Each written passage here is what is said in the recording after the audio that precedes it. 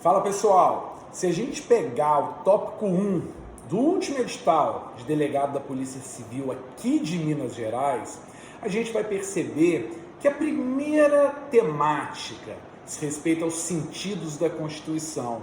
E desenvolvendo essa enquete, a gente tem que lembrar o seguinte: são 3 sentidos que a gente tem que se ater em direito constitucional: sentido sociológico, sentido político e sentido jurídico.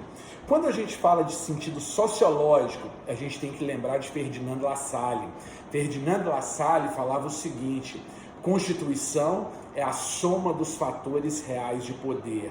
A Constituição é aquilo que é burguesia, é aquilo que é nobreza, é aquilo que os banqueiros, aquela classe dominante de poder, falava que era a Constituição.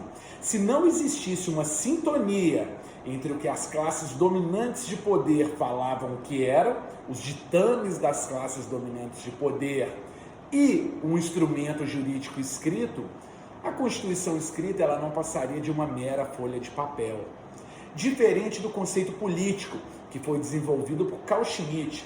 Carl Schmitt fez uma distinção entre Constituição propriamente dita e leis constitucionais.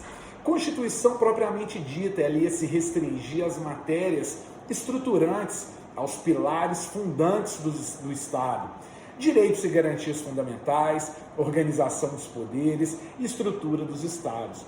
Todas as matérias que, por mais que estivessem inseridas dentro do texto da Constituição, dissessem respeito a outra temática que não esse tripé fundante, seriam normas materialmente constitucionais, não seria uma Constituição propriamente dita.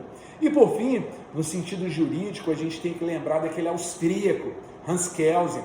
Hans Kelsen, ele dividiu a Constituição em 2 sentidos: sentido lógico-jurídico e sentido jurídico-positivo. No sentido lógico-jurídico, seria aquela norma hipotética fundamental que serviria de fundamento de validade transcendental para o ordenamento jurídico. No sentido jurídico positivo, seria a norma suprema positivada, a própria Constituição Federal, que é aquela norma que serve como parâmetro para todo o ordenamento infraconstitucional, que deve guardar sintonia com o que diz a Constituição Federal. Um abração, pessoal!